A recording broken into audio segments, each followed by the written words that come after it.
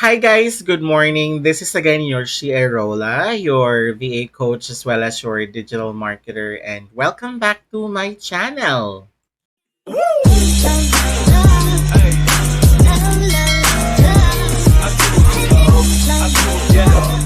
So salamat sa mga patuloy na nanonood ng mga videos ko, sa mga nagko-comment, sa mga nagla-like, and sa mga subscribers ko din. Thank you so much kasi right now we're halfway doon sa ating goal na monetization. At the same time, I'm happy kasi naka-receive lang ako last week ng message sa dalawa nating subscriber na nakakuha actually sila ng gig for Google Ads. Yung isa po, nakakuha siya ng grant account, meaning wala pong bayad yun, pero wala po kasi talaga siyang experience.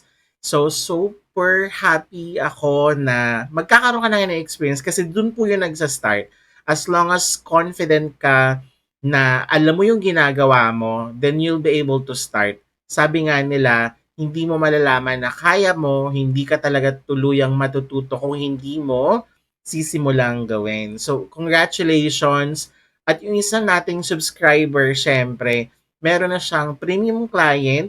Ang sabi niya sa akin, ang offer niya was $10 per hour, pero part-time lang. So, that's like 15 to 20 hours a week. Pero, pwedeng-pwede na yon kasi parehas po silang walang experience. So, it's just really how you showcase yourself para makakuha ka talaga ng ganong rate na $10 per hour. Kasi po ako nung nag-start po talaga ako sa $5 per hour and tumaas na lang po siya. So, congratulations to both of you. Hindi ko na yung papangalanan kasi I asked for your permission at hindi nyo naman binigay. So, salamat pa rin and sa mga patuloy na sumusubaybay, sa patuloy na nanonood ng ating mga videos, again, thank you. Sana kayo rin magkaroon na ng client para maagang pamasko kasi hindi pa 25, ilang days pa. Pero at the same time, para maganda yung start ng inyong 2026. Yun lang naman guys yung wish ko para sa ating lahat and one of the reasons why nag-start talaga ako nitong YouTube channel. So having said that and without further ado, ngayong linggo, hindi tayo magdi-discuss ng anything about Google Ads kasi so far halos lahat actually na i-discuss ko na. So this week, nakakuha tayo ng comment from, let me check, from Boris Abilana 6836. Sabi niya po, pa-request po sana my live client getting for newbies kasi ang hirap po talaga kumuha ng client pag zero experience sa Google Ads. Thanks po. Okay. Hi Boris, para sa iyo yung video na to. So, hindi ako actually yung naghahanap ng client pero papakita ko sa inyo kung paano ako maghanap ng client, paano ako gumawa ng email outreach at the same time kung ano yung ginagawa ko pang steps or secret sauce para po magkaroon ako ng interviews and magkaroon ng chance na mag-present ng sarili ko sa client. So, if interesado ka, stay tuned at panoorin mo yung video na to. So guys, madami yung mga pwede nating maging source ng leads kung saan tayo pwedeng kumuha and nasa sa inyo naman yan. Nasabi ko naman last time, meron po tayong online jobs, meron po tayong Facebook groups, meron din po tayong email outreach. Ang ipapakita ko po sa inyo is yung email outreach muna. Kasi ang pinaka kailangan nyo po dito talaga is mag-offer kayo ng something na makakatulong sa kliyente nyo. So parang i-paint nyo, i-drawing nyo yung ending na gusto nila kapag ikaw yung hinire nila. So, ang gagawin po natin muna is email outreach. So, let me share my screen. Okay. So nakikita niyo na ba guys yung screen ko? So meron ako ditong what I called email template. So itong email template po natin, give me a second para hindi makita niyo yung pangatlo. Itong email template po natin, ito po yung ginagawa ko para mag-send ng email sa ating mga client. Pero bago ka tayo mag-send ng email, syempre kailangan meron muna tayong client list. And sa paghahanap po ng client, meron din po tayo ditong tab na tinatawag na client list. So, ganito po ako maghanap. So, for example, punta ka po muna ng Google kasi pinaka mabilis pong hanapan po talaga ng list or leads is sa Google. Punta ka po ng Google, tapos mag-decision ka po. Ano ba yung gusto mo? Ano po bang niche yung gusto nyo pong itakel? Kasi marami po tayong types eh. Meron po kasi tayong Google Ads para sa service-based. Ito po yung nagbibigay ng services like painting, roofing, kung ano-ano pa.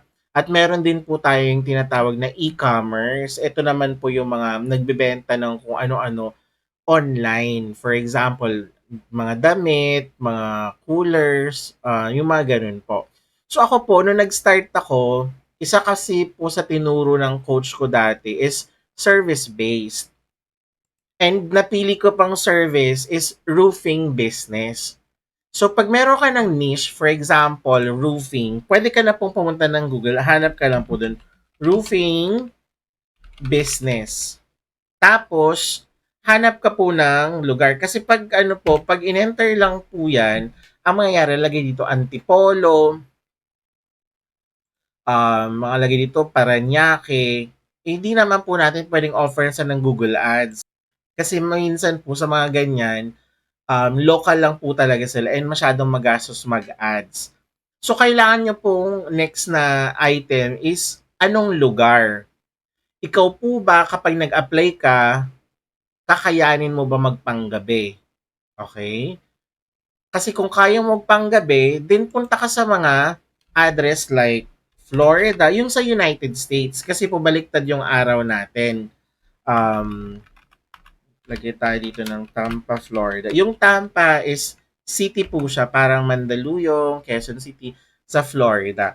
Ngayon po, kailangan, panggabi po to, ngayon gusto mo ng mas umaga. Then, punta ka po sa mga countries na pang-umaga po or same time sa Philippines or at least mas malapit po yung time. Ano po ba yung mga countries na yun? Katulad ng Australia, New Zealand.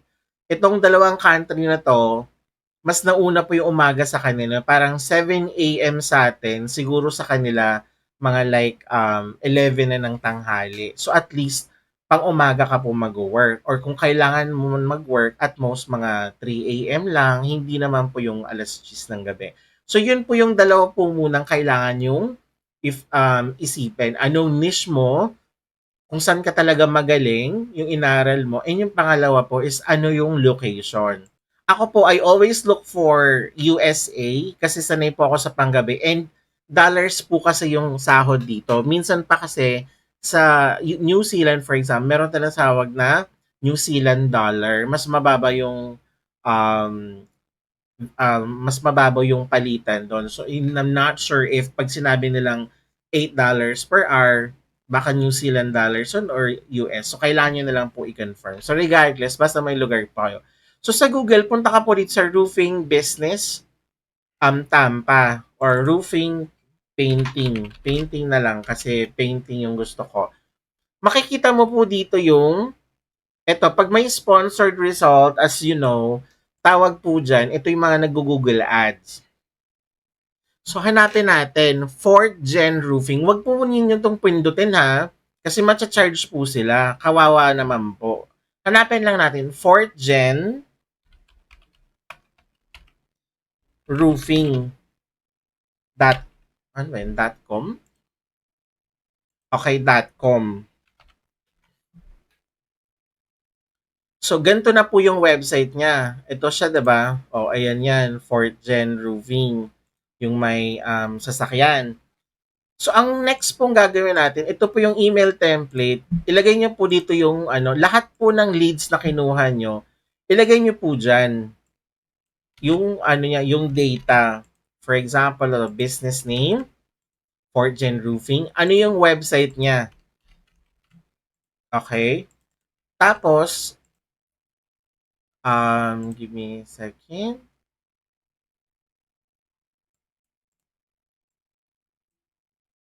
Lakihan natin siya ng konti para magkasya siya. Tapos yung email address po, kasi makikita nyo po dito yung contacts niyan. Punta lang po kayo sa baba, hanapin nyo dito. Ngayon, ito, wala siyang email address. So, paano yan? Paano ako magsisend ng email sa kanila? Ito po, may nakalagay doon email. So, pwede nyo po itong i-click, yung email.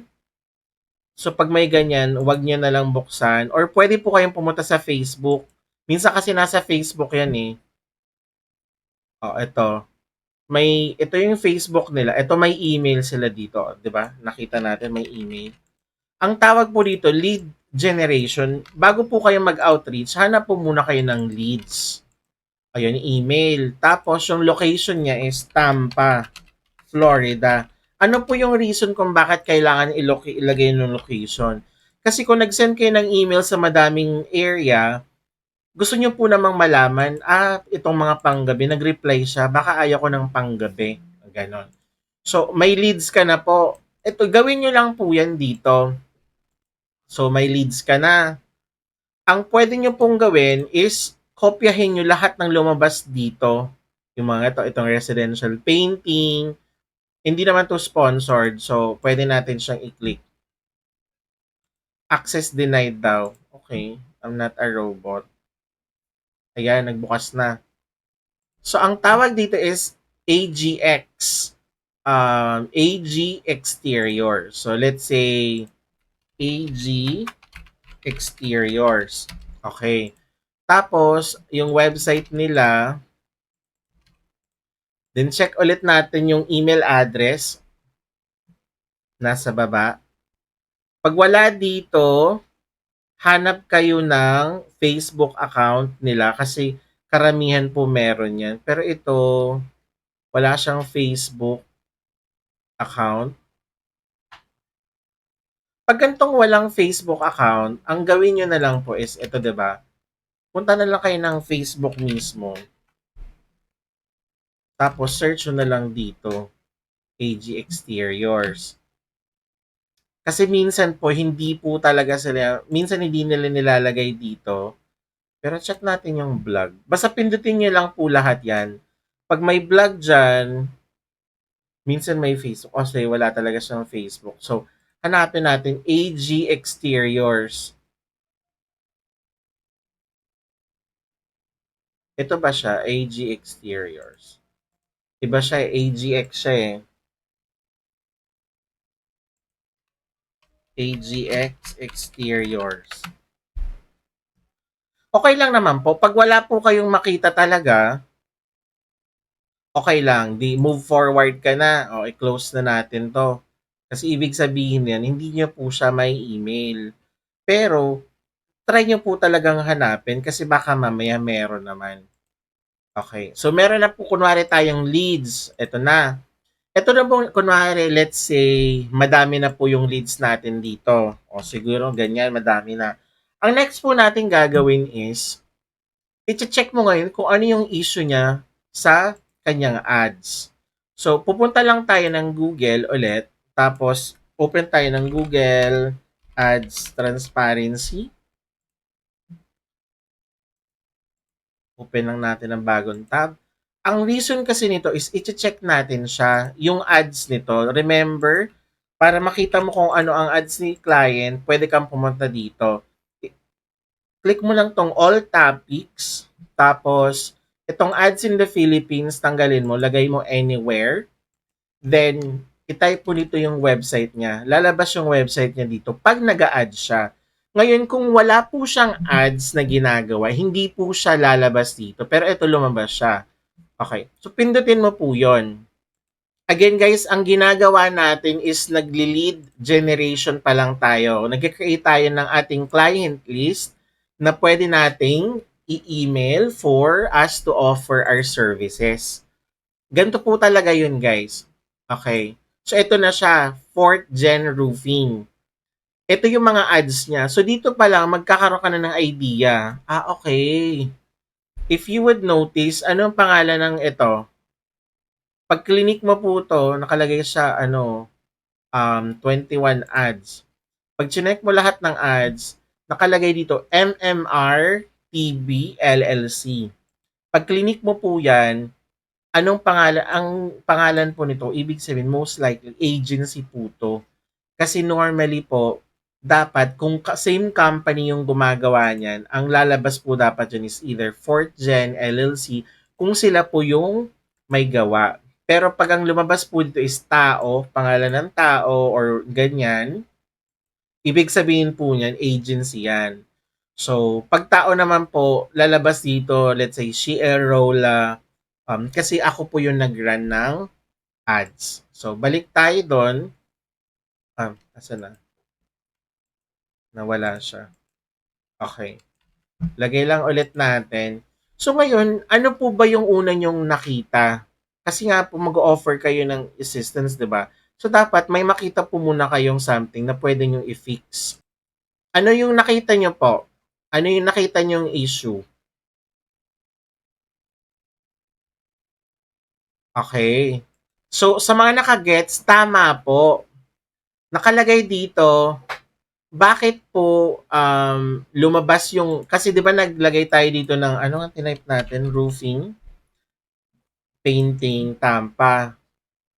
Bakit po lumabas yung Tampa, Florida na ads kahit nakalagay naman po sa atin is nasa Makati po tayo? So yun pa lang. Ano ba yung isa sa mga laging nagiging mistake po ng mga tao or ng mga Google Ads Manager? Mistake na nangyayari po to ng mga agency, ng mga freelancer, kahit yung mga sinasabing senior media buyer na or senior ads manager, nagkakamali pa din. Ito po yung difference ng presence and interest. Okay? So, pag gumawa ka po ng ads, nandun po yun sa presence and interest. So, ito guys, chinek ko na po. Isa sa mga ating, isa sa mga ads na meron po ako is ganito po siya. Nasa campaign settings po yan. Di ba po pag naglalagay po kayo ng target location nyo, nakalagay dito United States. Pero nandito nakalagay presence or interest. Meaning, pag pinindot mo po yung presence or interest, yung mga tao na nasa location na yon or mga tao na nagpakita ng interest na nasa location na yon, makikita yung ads po nila. Katulad ng ginawa natin kasi ang nag-chinek po natin is ang chinek po natin is close ko ulit. Ang chinek po kasi natin is roofing painting Tampa, Florida. Anong ibig sabihin po nito? Nagpakita po tayo ng interest sa roofing painting na business sa Tampa, Florida. So kaya po pinakita yung negosyo niya kahit wala naman po tayo sa Florida. Florida po is parang Luzon, Visayas, Mindanao. Parang state po siya sa US. So, ngayon, for sure, yung ads nito, yung ads na nakikita natin nito, naka-on po yung presence or interest niya. Bakit po dapat naka-off to? Kasi, taga Pilipinas ako, taga Makati ako, tapos pag pinindot ko yung ads niya, matcha-charge si customer, kasi nga, pay-per-click po tayo, nagbabayad po si customer sa Google every time na may nagkiklik ng ads nila, kasi nga po, yung nagkiklik for sure, interesado yon. Ang problema, paano po tayo ma-servicean ni 4th Gen Painting kung nasa Makati po tayo? So, wala pong silbi yun. Nacha-charge lang po si client for something na dapat hindi. So, ang dapat ginagawa nila is yung presence, dapat po ito yung nakapili. Ito po sample sa ads ko and tama naman po kami. Pag presence kasi, dapat ang tatargetin lang niya is yung mga tao na nasa area na yon mismo. Okay? So meaning, Kung ako ay magse-search tapos yung IP address ko is ma-identify na Makati, hindi po dapat lalabas yung sponsored na ads na yon. Kasi po hindi po ako taga doon po.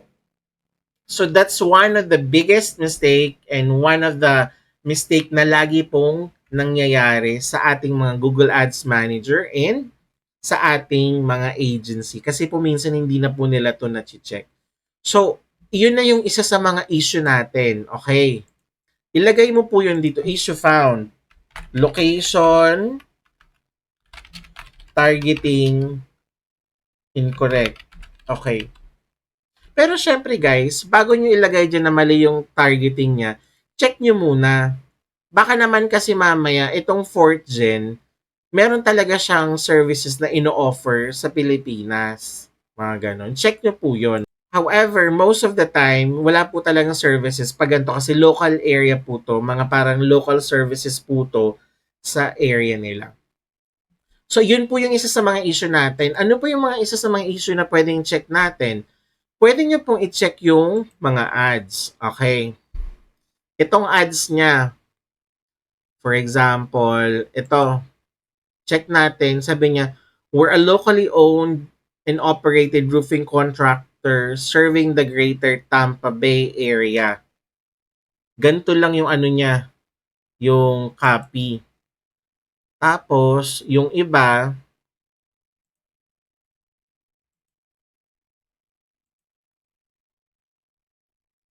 asa na yung ano, lagi naman nawawala yung ano. Check nga ulit natin.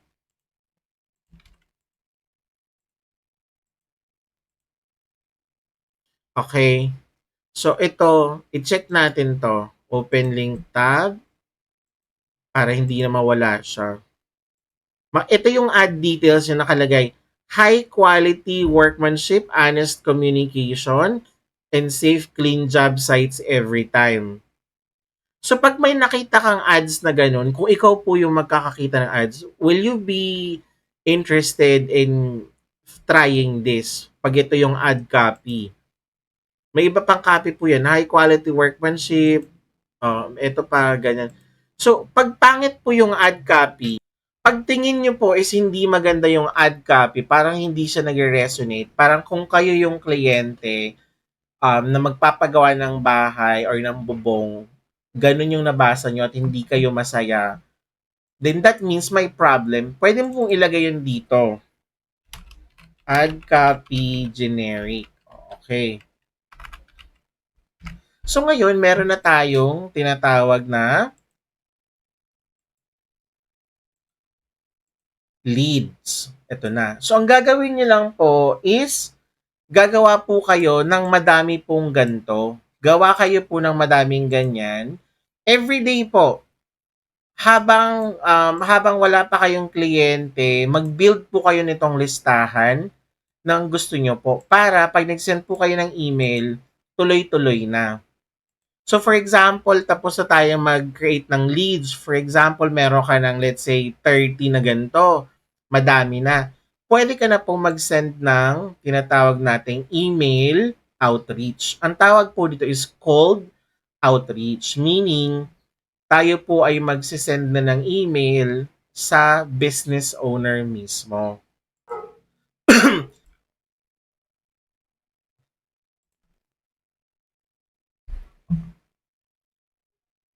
So, ganun ang gagawin nyo guys. Okay? Lalagay nyo yan, tapos make the email short, personalized, and focus on budget spend that is wasted because of this. Then, enter nyo lang po. Okay. If you can see, meron na tayo ditong bagong email. So, I took a quick look at your Google Ads and noticed a location targeting issue that's likely wasting budget. So, dito pa lang guys, pag nabasa nila to, most likely, makikita talaga nila na parang, okay. My God, nagbabayad ako for something, yung pera ko nauubos, kaya talaga siguro to yung reason kung ba't hindi ako nagkaka-leads. Tas nakalagay pa dito, your ads are currently serving in the Philippines even though you only service Tampa, Florida area. When this happened, spend goes to users who can't realistically convert, which quietly drags down CTR, lead quality, and overall performance. So for me, okay na to. Pero pwede mo tong tanggalin, itong CTR. Kasi minsan po si client, just like what I said sa previous video ko, kaya sila nag-hire ng Google Ads kasi hindi po talaga nila alam kung ano ang kanilang gagawin at hindi po nila alam yung mga terminology na ganito. So, pwede mo siyang tanggalin. Pero for me, okay na siya. So, lalagay ko po dito tong template. So, for example,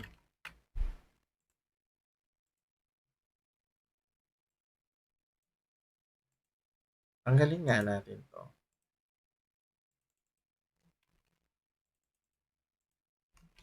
So, copy-paste ko siya dito para hindi siya mawala. Guys, pag meron kayong template na nakitang maganda, for example, tapos nagustuhan nyo, always save it para lagi kayong may notes. So, ngayon, magsasend na tayo ng email.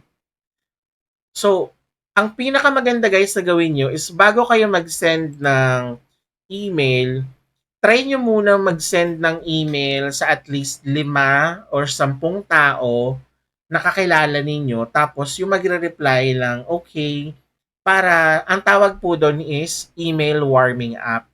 Para po hindi ma-detect na spam po yung email ninyo. That's only if you will send a lot. Kasi ako po dati, nagsasend ako ng 10 emails, 10 to 15 emails in a span of 3 minutes, mga ganun. Kasi nga po, may leads, may ano na po ako, may template. So, if you're only gonna do this like siguro once every 30 seconds, kahit wag na. So, ngayon, sisend ko po siya. So, ito yung email ko, guys. So, kukunin natin yung data. Sa anong nakalagay dito? Yung email address niya is ito. So, lagay natin ito siya sa 2. Then, ano ba yung magandang subject? Okay. Kung wala kayong magandang subject, create a good subject. Okay. Pwede nyo pong gawin to. Ngayon, kung wala po kayong maisip, okay lang. Pero kung meron na po kayo, if you'd notice, nakalagay dito, ito yung mga type of subject daw na pwede mong gamitin. Dito ka sa high open rate kasi anong open rate? Meaning, mataas yung chance na buksan nila. Kasi guys, walang kwenta kung kahit kaganda yung email mo, kung hindi po yan nila bubuksan. So dito ka, and pwede mo tong i-test. May A-B testing din po. Email marketing 101 po. Pwede ka mag-test ng iba-ibang subject to see if ano yung mag-work po talaga. So kunwari ito, something in your Google Ads is quietly wasting budget. So pag nakita ko, ay, ano ba yun? Or a small targeting issue. So, ito nang gamitin natin kasi parang, ano siya eh, pag nabasa ko siya, ano daw? May binabayaran ako na ano? Ganyan. Ganun yung magiging thinking ko po. Tapos, kopya mo po to, itong ginawa nating email, tapos lagay lang dito. Okay. So, dito sa name, nakalagay na lang, hanapin mo, mahanap mo ba yung may-ari ng 4th gen? Kasi may iba po kasi yung 4th gen, may mga ano po yun dito, blogs or about us, pwede mong i-check. Pero you have to realize guys na hindi lahat ng pangalan ng nasa about us, kunwari our story, oh, wala dito yung pangalan nila. Pero may mga company kasi na may pangalan, pero hindi naman po talaga sila yon. So what you can do is, hi 4th gen roofing team. O, ganyan. Pwede na po siyang ganyan. Okay? Tapos, screenshot mo din. Ano ba yung, nasa na ba yung screenshot ng ating ads kanina? Ito. So, pwede mo tong ilagay, ads anywhere. Okay? Kung gusto mo lang naman, ads anywhere. Tapos, ilagay mo siya.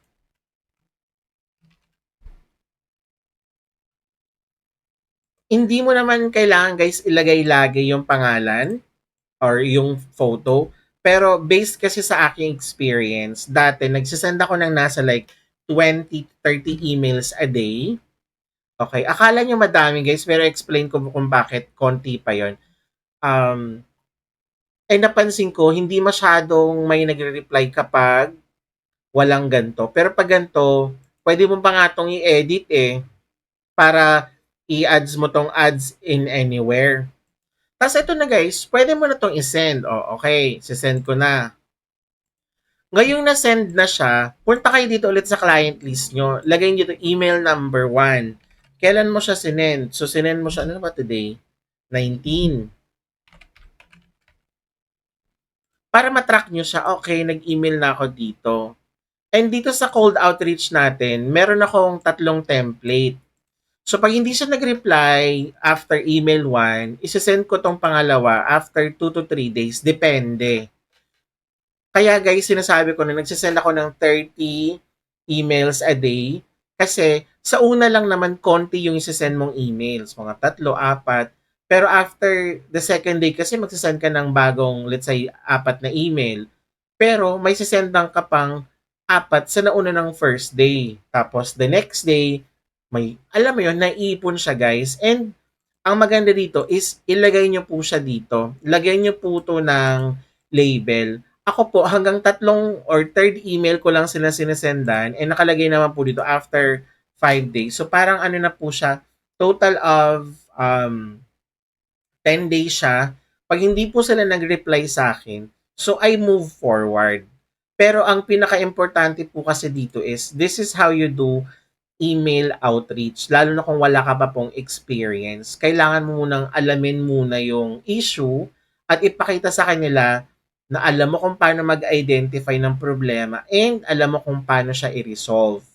Kasi po, walang tatanggi sa ganyan. So, for example, naglalakad ka, tapos may nakadikit sa likod mo na parang pinaglaruan ka ng kakilala mo, nagdikit sila ng papel, yung may nakasulat na 80-80 ka daw, pero hindi mo napansin. Pag may tao nagsabi sa'yo, "Babe, may nakasulat sa likod mo, ano siya, nakakapangit ng, tawag dito, ng emotion, magagalit kapag binasa mo yan. Pero nakita ko kasi, so sinasabi ko na sa'yo para hindi na madami pa yung makaano na, okay, pinagtatawanan ka ng iba." Yung mga ganon. When you're offering free advice and free service, then madami po yung maiengganyo makipag-usap sa'yo. And from there po, kailangan nyo na lang talagang i-pitch yung services ninyo. So, regardless kung wala kang experience, bago ka mag-pitch nito, dapat may alam ka na. So, kaya meron o wala kang experience, kayang-kaya mo po itong gawin. So, ganito po siya. Email 1, 2, 3. Then, send ka lang ng send. Meron po ako din ng listahan. Meron na po ako nasa 300. And so far naman po sa 300, may 10 po na nag-reply doon. Yung 10 na yon, paano kung na-close ko yung dalawa doon? Hindi mo naman kasi guys iisipin na makaklose mo yung lahat na yon na nag-reply. May hindi po talaga papayag. Ang maganda lang po dun is kailangan nakapag-outreach ka kasi doing this will also help you identify ano ba yung mga pwede kong ma-fix pa. Okay? So, yun lang naman ang pinaka-point nun, guys. Gumawa ka ng leads mo, then ganito ka mag-email outreach. So, Boris, I hope I was able to answer your question kung paano ako mag-outreach. Tsaka guys, huwag kayong magpanghinaan kung ang dami-dami nyo nang nasisend. Meron at meron magre-reply dyan. Okay? So, next is, meron tayo dito, if may nakakita kayo dito, meron ditong post comment, may Facebook groups. Punta tayo sa Facebook groups. Ito yung Facebook, di ba? Punta ka dito sa Google. Ito. Punta ka sa group na to. Ito kasi guys, yung group kung saan nagpo-post yung mga business owners or minsan yung mga Google Ads manager din ng mga issue nila. Okay? Kasi guys, kung wala nagre-reply sa email mo, that's okay. Okay? Walang problema yon. Kaya nga sila tinawag na cold leads kasi ibig sabihin, malamig pa sila, hindi pa nila ikaw nakakausap, hindi pa sila warm sa'yo, or hindi pa sila nangangailangan ng services mo, or nagpakita ng interest, kaya tawag po doon cold leads. Pero isa po sa mga pinanggagalingan ng clients ko is Facebook groups po. So for example, may mga nagpo-post kasi dito ng mga wins nila, pero wala namang mga ano yan.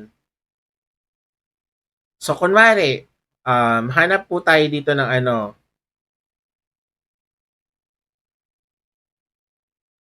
I sell high-end furniture online and have premium product videos. I'd love advice on YouTube ads on how do you target wealthy buyers. Pwede mo po itong sagutin. Huwag po kayo sumagot ng gantong DM me. Kasi pag may DM me po, ibig sabihin yan, ano, pag hindi kita diniem, hindi mo ako tutulungan, no. Since cold clients po to, kailangan mo po munang mag-help. Okay, i-post mo dito kay ChatGPT. Tapos type mo, okay, kopyahin natin yung dito. Act as an expert for 10 years. Oh, okay. You saw that there's a problem posted online and provide best way to answer by using Google to answer yung mga ganon. Tapos make it personal and give something they can learn, plus mention you all offer services, yung mga ganun. Okay na.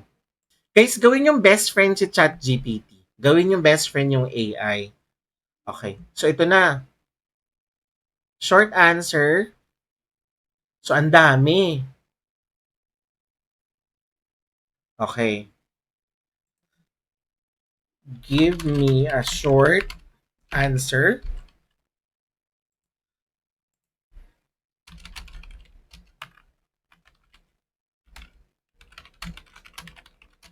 Okay. Give me a short answer para magbigay siya.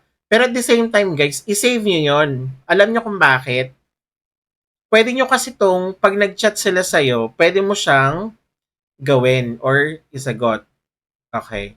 So, ang sagot niya is the biggest lever is intent.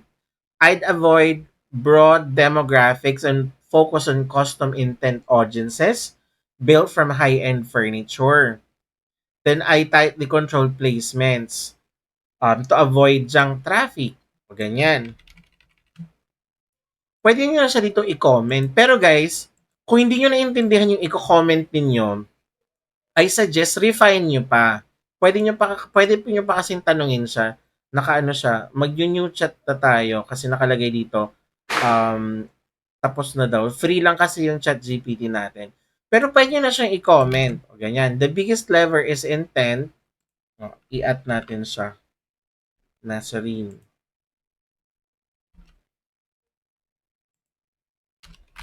Always work on audience intent. Okay, yun na. O, ganyan. So, na-comment mo na yan. Guys, pwede niya po siya ditong ilagay. Meron tayo ditong template for comment. I notice your question. Pwede mo tong i-message sa kanya. Kunwari, si ganto. Pwede mo siyang i-message. I-message mo siya. Then, pwede mong gamitin tong template. I notice your question about ganto, ganyan. Tapos, saka yun yung i-message nyo po dito. Pag nag-reply siya, goods. Pag hindi po siya nag-reply, okay. Pero, meron tayo din ng Facebook groups. Ilagay nyo lang po. Pag nag-reply siya, lagay nyo yan dito. Anong pangalan niya, kung ano man meron siyang business, para matatrack nyo din. Regardless, pag nag-reply lang siya ha, pero pag hindi nyo siya naging client, ilagay nyo pa rin po siya dito. Kasi pag nag-reply yan, most likely, baka magkaroon kayo ng usapan pa in the future. And guys, pag sa mga Facebook page, dahil hindi lang ikaw yung ano dito, hindi lang ikaw yung expert, don't try to sell your services right away. Yung mga ganito, DM me. Alam mo kung bakit? Alam niya kasi na madaming expert dito eh. Maghahanap yan ng pinaka the best answer niya. That's why I said make it personal yung sagot ko para makita niya. Meron siya, okay, alam nito yung ginagawa niya. Minsan guys, yung AI, pwede nyo pa nga siyang iset up para talagang yung mga sagot nyo is personal and from your experience talaga. Then, gamitin nyo po tong post template or comment, tas or response template. Mga ganun po. Pwede nyo po siyang gawin. Dito po yan sa Facebook groups, okay? Kasi nandito na po yan, oh. Ayan. Pwede nyo na po siya. And pwede nyo siyang balikan. After 2 days, hindi siya nag-reply, di message nyo ulit. Pero sa Facebook, guys, pag hindi kasi nag-reply isang tao, hindi, may chance na hindi talaga nila makita yung message mo. So, don't be, wag kayo masyadong parang, di ko to titigilan hanggang dito nag-reply. No. At the end of the day, yung mga Facebook po is cold leads po yan. Okay? Palitan nga natin tong ChatGPT.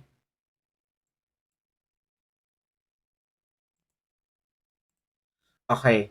Ngayon, next po natin is, nakalagay po dito is OLJ. May mga paputok na guys, sarili niyo. Sorry. So next guys is OLJ. Lagi ko naman sinasabi na OLJ, 'di ba? So punta kayo dito, Google. Search nyo. Isa din kasi to guys sa pinakamadali. Yung latest client ko, galing po yun ng OLJ. So nakita nyo po yan dito, Google Ads.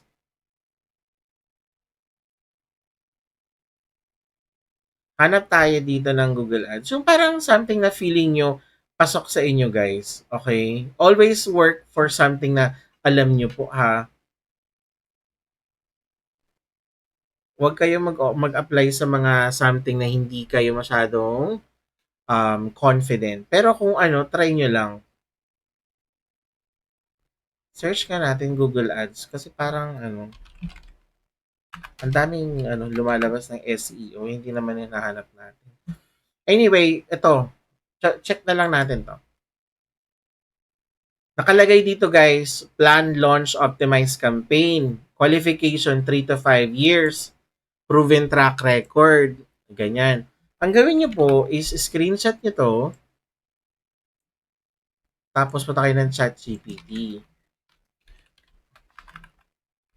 Act as a Google Ads manager that is interested with this post. Make a application letter for me. Short but personalized to the position they needed. Okay.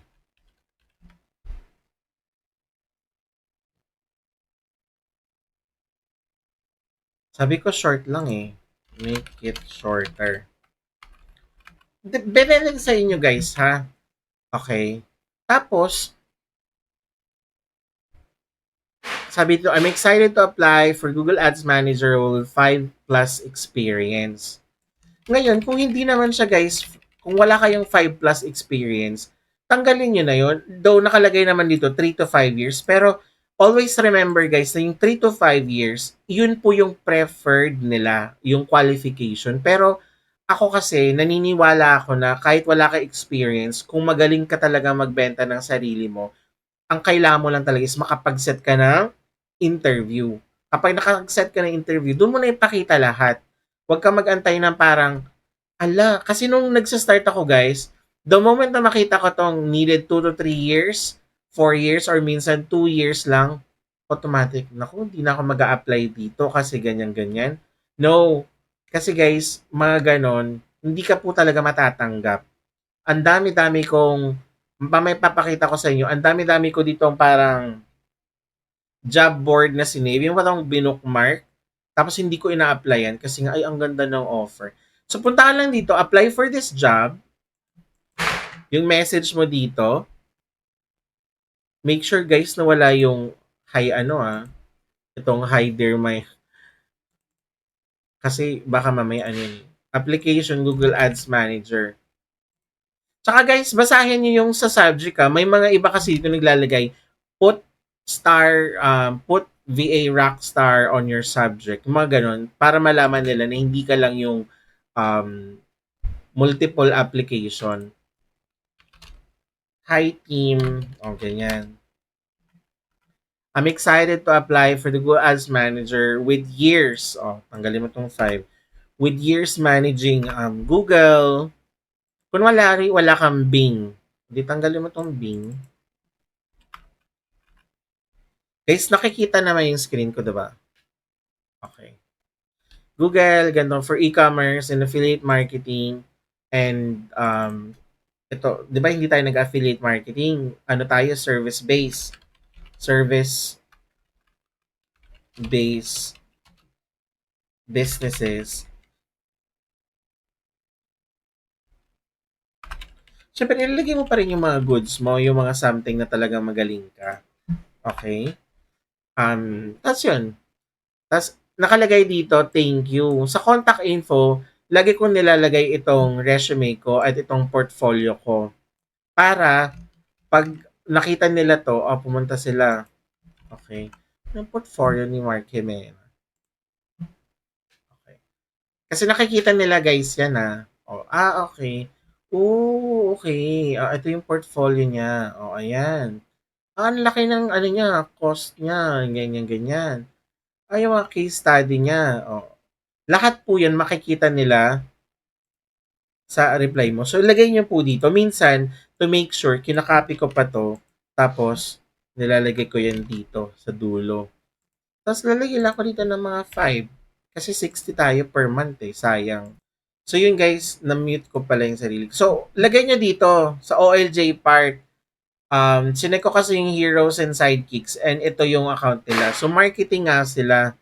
So, pwede lagay niyan dito, ano yung email address nila kung may email sila dito para pwede mo silang i-email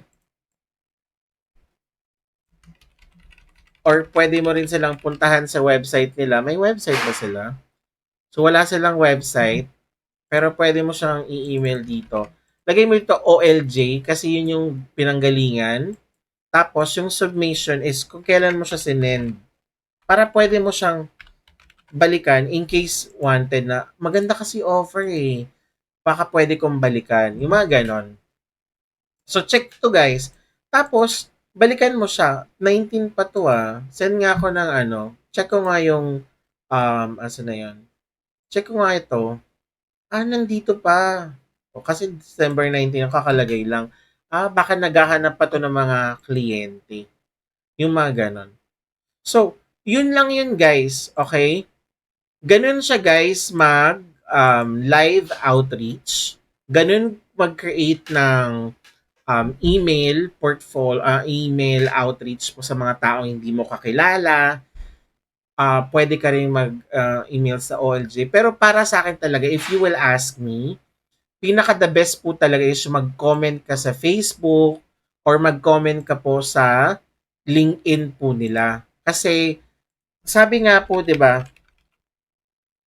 dapat kahit kadami or kahit gaano kadami yung email na sinesend mo, if wala naman po nagre-reply, then wala ka rin pong client. So, ang isa po sa mga ginagawa ko po talaga lagi is nag-lurk po talaga ako. Nagsistay ako sa Facebook groups and minsan po sa LinkedIn. Tapos, lalo na kung nakita ko, let's say, itong prospect natin na ito, fourth gen, add ko po sila sa LinkedIn minsan. Pag na-add ko na po sila sa LinkedIn, ang gagawin ko po is, ilalike ko yung post nila, tapos magko-comment ako, wow, you've been actually doing this. So, parang ganon. So, hindi man sila mag-hire agad, hindi man nila ako i-hire agad, pero the fact na interested ako sa negosyo nila, na i-share ko na, uy, may problema yung ads mo. Kasi pag nagkaroon po sila ng problema, one of the things na they can do po is they can ask their Google Ads Manager to fix it. Hindi naman po agad automatic na parang, hire ko nga si CL para i-fix to. No. Minsan po kasi may mga ano yan, may mga contract. So, hindi po talaga sila makapag-hire ng iba. Pero, the fact na you showed goodwill, pinakita mo na interested ka sa kanila, most likely kapag nag-hire yan ulit, ikaw po yung una nilang iisipin. Kasi ito wala naman 'tong nakukuha sa akin pero tinutulungan ako na tinutulungan.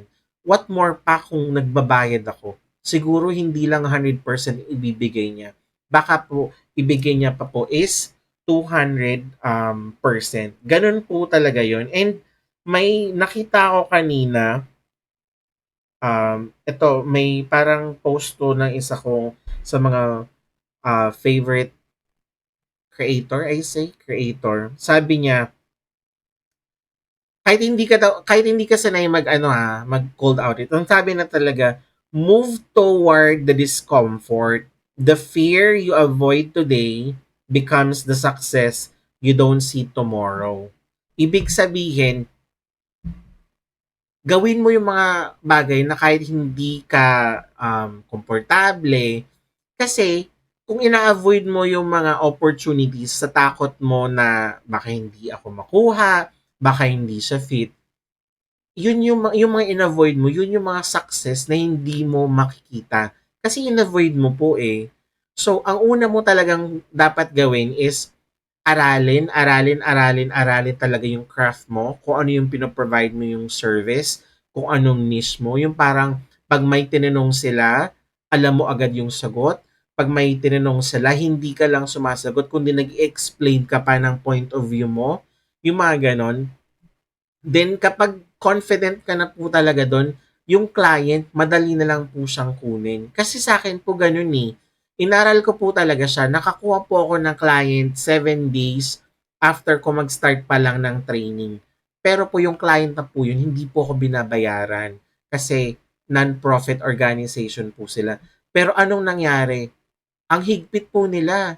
Imagine, every time na may gagawin akong ads, kailangan kong muna siyang isulat sa Excel, kailangan ko pa po muna ipa-approve sa kanila, then kapag hindi nila ina-approve, i-edit nila. Parang nasa isip ko, libre na nga yung services ko, ganyan pa kayo.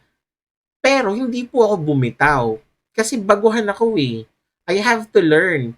And paano ka best magla-learn? Pag may nagko-comment sa work mo po. Totoo po yung sinasabi nila sa Google Ads. Minsan isang beses, dalawang beses mo lang i-check yung ads. Minsan hindi ka pa makakahanap ka pa ng client na hindi kailangan ng reporting. Pero hindi ka po matututo doon. Kasi po wala nagbibigay ng comment. Pero pag may magko-comment ng, "Uy, bakit mo ginawa 'to? Bakit bumaba yung CTR natin? Bakit nung pinalitan mo yung keywords bigla siyang bumagsak?" Ano yung sinasabi nilang learning phase? Pag may mga ganong tanong kasi guys, totoo mape-pressure ka lalo pag newbie ka. Pero the best gift ever na you can get as a newbie is criticism and comments. Constructive criticism kasi dun ka po talaga mapapaisip. At that's the reason na wag kang magi-give up. Okay? Sa tulad ng sinabi ko kanina, gawin mo yung mga bagay na hindi ka komportable pero makakatulong sa'yo. Kasi yun ang magdadala talaga sa'yo sa success. And sa lead generation, sa email outreach, isa po sa pinakamahirap is yung magbe-build ka pa lang ng listahan mo. Okay? Kasi kailangan mo po yung i-check isa-isa. Tapos, ang ending, hindi naman po pala nila re-reply yung email mo. Huwag kang panghinaan ng loob. Kasi may isa, dalawa dyan magre-reply. Okay? Pag may nag-reply, yun na lang. Huwag mo na lang talaga itapon yung chance para makapag-book ka ng call. Kasi yun ang kailangan mo eh. Experience ang kailangan ng portfolio. And para magkaroon ka ng portfolio, kailangan po muna may mag-reply sa email mo. At paano ka magkakaroon ng mag-reply sa email mo? Mag-send ka po ng mga emails. Danihan mo po sila. Okay? So, yun lang naman guys yung gusto kong ituro sa inyo since ang gusto po talaga kanina or na nag-comment is really to have what you call a live outreach po kay Aldrin. So, yun lang naman po. Always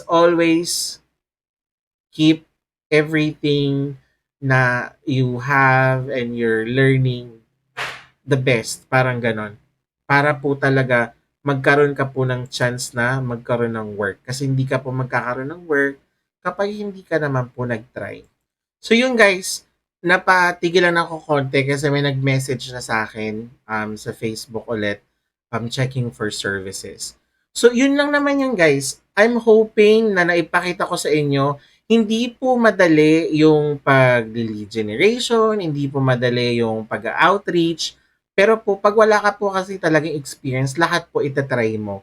And kapag trinay nyo po, ang pinakamalaking suggestion ko lang is, do it 200% na. Huwag po kayong panghinaan, ang dami-dami pong option dyan, okay? And the moment po na magkaroon kayo interview, galingan nyo na po. Okay? Para naman po, sulit naman yung ginawa nyo. Ako nga po, I just wanted to share last thing. Nag-ano pa ako, nag-subscribe pa ako sa Apollo.ai para lang magkaroon ako ng way to get email addresses po online ng mga roofing businesses sa New Zealand and Australia kasi gusto ko pang umaga. Nag-send ako ng email. Check ko, mabuksan ko ang Apollo. So yun guys, last minute share ko lang. Nag-download pa ako and nag-sign up ako sa Apollo dati. Ganto po siya. Kinukuha ko po yung mga CEO na pangalan, yung location nila, then yung email. Tapos nag-send po ako ng email sequence sa kanila. Gumawa ko ng email sequence para po masend. If you notice, tingnan mo, may sinend po ako na 46, tapos apat yung nag-bounce kasi pa masama, or tapos 44 masama, ibig sabihin hindi existing yung yung email address. Galing na po yun mismo ng Apollo ha. So ito po yung ito yung type ng email na sinesend ko. Many optimize your Google Ads. Many roofing and home painting businesses like yung company nila struggle with Google Ads. Often show up outside target areas. So, yung katulad ng kanina, if interested, let's chat about fixing this for your company. Let's set up your business. So, ngayon po, yun automatic po yun na send ni AI, ay ni Apollo. Tapos, meron po akong step 2, yung katulad ng kanina. Notice no response to earlier messages. Many roofing, mga ganyan. Tapos may setup, may tatlo pa po yun. So, ganito po talaga siya. So, kasi pag manual ka po kasi talaga nag-send, madaming trabaho. So gumawa po ako ng ganitong automation para lang po talaga magkaroon ako ng way to really send emails ng madamihan. Kita mo 80,000 yung listahan ko ng client list po. Pero hindi po lahat ng paid, hindi lahat ng bayad mag-work po. And sa akin po hindi nag-work yung Apollo.io kasi po yung leads nila, may mga nagre-reply sa akin na I'm not connected to that business anymore. So please remove it from your list. Yung mga ganun, hindi po siya updated. So ako po, mas pinakamaganda pa rin po talaga is mag-scrape kayo ng data online, yung lead generation na ginawa natin, para po lahat na makikita nyo doon, pupunta po talaga sa email address na meron sila sa website. And yung mga email address na po yun, kino-connect or binumbuksan po talaga ng mga tao yun kasi po, baka po doon pumasok yung business nila. Malay mo, may mag-email sa kanila na gusto mag-avail ng service. Sa email po yun papasok. So, may mag-check at mag-check po niyan. So, yun lang naman po. I'm hoping guys na natulungan ko kayo at napakita ko sa inyo kung paano talaga mag-start sa live outreach. Again guys, hindi po madali yung Google Ads sa umpisa. Magiging madali po yan kapag nagkaroon na po kayo ng experience and portfolio kasi madali mo na po siyang i-offer sa client. Pero for a person na nag-beginner pa lang, either magbigay ka ng free services dito sa Pilipinas o magbigay ka ng ad account na libre sa mga non-profit para magkaroon ka po talaga ng experience or magganto ka po. Working to kasi nakakuha po ako dito ng 2 client nung bago pa lang po ako. So yun lang naman guys. I'm hoping I have shared enough. It's almost 1 hour. I hope na this help you. Ngayon, kung natulungan po kayo, sana po mag-comment kayo ng something na natutunan nyo po. And if meron po kayong gustong matutunan next topic, then let me know. Kasi gusto ko rin po siyang gawin for you guys as long as hindi pa po natin siya nindi-discuss. Okay? Again, thank you so much. Happy weekend. Merry Christmas. Wishing you a blessed and bountiful New Year. Sana magka-client na po tayong lahat. Again, this is your Shia Rola. Thank you and have a great day.